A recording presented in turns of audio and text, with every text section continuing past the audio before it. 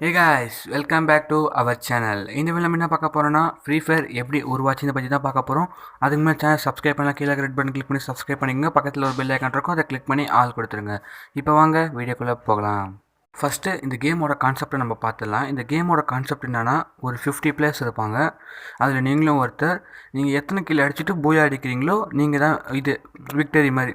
இந்த கேம் முழுக்க முழுக்க ஷூட்டிங் கேம் தான், இதில் ஆக்ஷன் கேம் இது. இப்போ வாங்க இந்த கேம் எப்படி உருவாச்சுன்னு பார்ப்போம். ஆக்சுவலாக இந்த ஃப்ரீ ஃபயரை உருவாக்குனது வந்து கரேனா கிடையாது, 111.studio தான். அவங்க வந்து 2017 செப்டம்பர் 3 வந்து இந்த கேமை ப்ளே ஸ்டோரில் அப்லோட் பண்ணுறாங்க. அதுவும் பார்த்தீங்கன்னா பீட்டா வெர்ஷனாக. ஃபஸ்ட்டு இந்த கேமை ப்ளே ஸ்டோரில் ரிலீஸ் பண்ணும்போது இந்த கேமோட சைஸ் வந்து 56 MB தான்.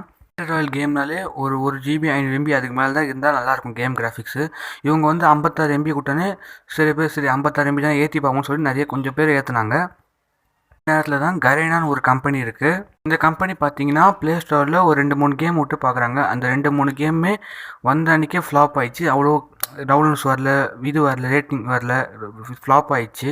அப்போ தான் அவங்க யோசிச்சாங்க என்னடா கேம் இதுவாகலன்னு சொல்லிட்டு அவங்க என்ன யோசிச்சாங்கன்னா நம்ம கேம் உருவாக்க வேணாம், ஆல்ரெடி ஒரு கேம் உருவாயிருக்கும், அந்த கேமை டெவலப் பண்ணலாம்னு சொல்லிட்டு அவங்க யோசிச்சாங்க.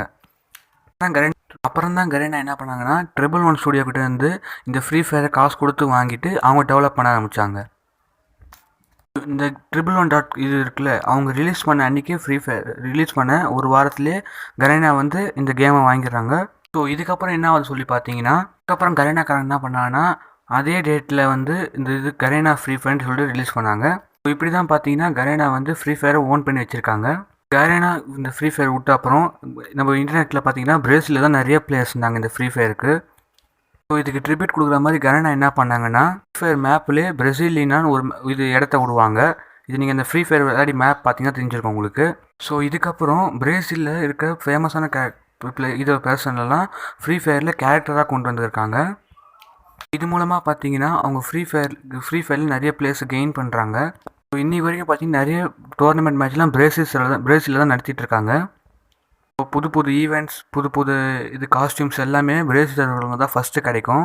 நீங்கள் ஒரு ஃப்ரீ ஃபயர் வெறியனாக இருந்தீங்கன்னா அப்படியே கிளம்பி பிரேசில் போயிடுங்க.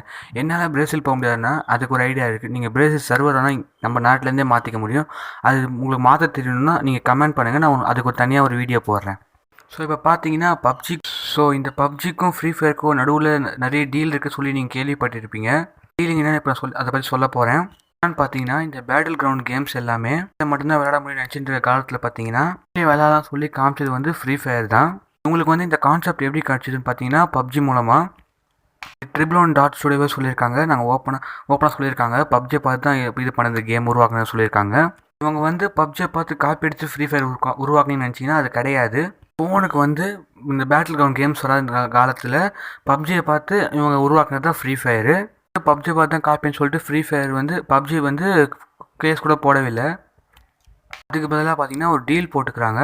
பார்த்தீங்கன்னா நீ வந்து ஃபோனுக்கு எப்படி கிரியேட் பண்ணிட்டு ஐடியாஸ்லாம் எனக்கு கொடு, அது மாதிரி ஒரு டீல் போட்டுக்கலாம், நமக்குள்ள எந்த பிரச்சனையும் வேணாம்னு சொல்லிட்டு எப்படி ஃப்ரீ ஃபயர் வந்து ஃபோனுக்கு உருவாக்கணும்னு சொல்லிட்டு அவங்க பப்ஜிக்கு சொல்கிறாங்க. ஃப்ரீ ஃபயர் வந்து அப்புறம் தான் பப்ஜி வந்து ஃபோனுக்கு ரிலீஸ் ஆகுது. பப்ஜி வந்து பார்த்தீங்கன்னா ஃப்ரீ ஃபயர் கான்செப்ட் மூலமாக மொபைலுக்கு உருவாகுது. ஃப்ரீ ஃபயர் பார்த்தீங்கன்னா பப்ஜி கான்செப்ட் மூலமாக கம்ப்யூட்டருக்கு ரிலீஸ் ஆகுது.